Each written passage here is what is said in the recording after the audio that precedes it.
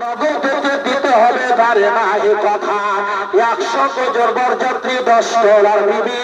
পরের বাপ বলে তাদের যত পারবে খাবে পাশে এলো বরযাত্রী পরে এলো যে জিবে ডলার বিবির সাথে এলো সাদের বনেতে নামলো গাড়ি বিয়ে বাড়ি নামলো গাড়ি হতে সাদের জামাই নামলো দেখে শালার কোলে চেপে লুচি বললে কোরমা পোলা মিষ্টি মেহেদানা যেবা যত পারবে খেতে নাই তো কোনো মানা পেটে ঠেসে খেলো কানা ধরলো যত পেটে আবেগ খেলো আবেগ পাতে উঠলো এঠে রেখে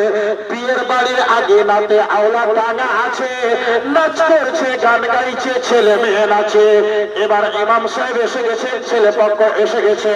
মেয়ে পক্ষ এসে গেছে বিয়ে পড়ানো হবে এমন অবস্থায় ছেলের বাপ বলছেন যতক্ষণ 20,000 টাকা না পাবো ততক্ষণ আপনার মেয়ের সঙ্গে আমার ছেলের বিয়ে হবে না মেয়ের বাবা 8,000 টাকা দিয়ে বলছেন ভাই আমি গরিব মানুষ অন্য সময় 2,000 টাকা পরিশোধ করে দেব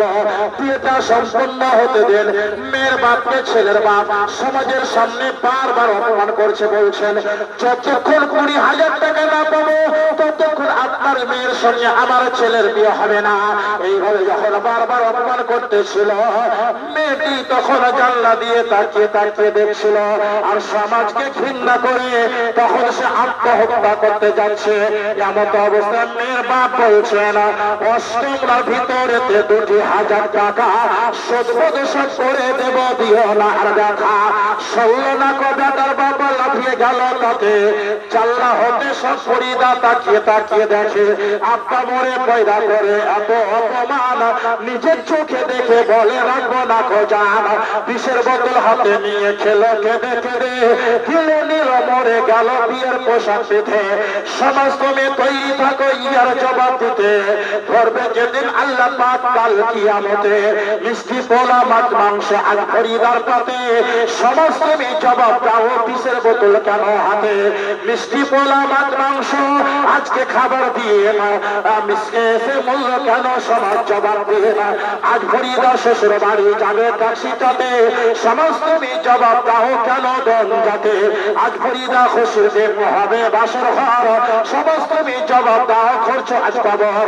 আজ খরিদা মুখ দেখায়া হাতে নেবে টাকা সমাজ তুমি জবাব দাও কাপড়ে কোন মুখ ঢাকা আজ খরিদা শ্বশুর বাড়ির সঙ্গে যাবে বোন সমাজ তুমি জবাব দাও মুখ কেন চলন আজ খরিদা শ্বশুর বাড়ির নামবে চাচুর কোলে সমাজ তুমি জবাব দাও কবর কেন দিলে সে মেয়েটিকে মুক্ত হয়েছিল কেন একমাত্র পণ প্রথার কারণে।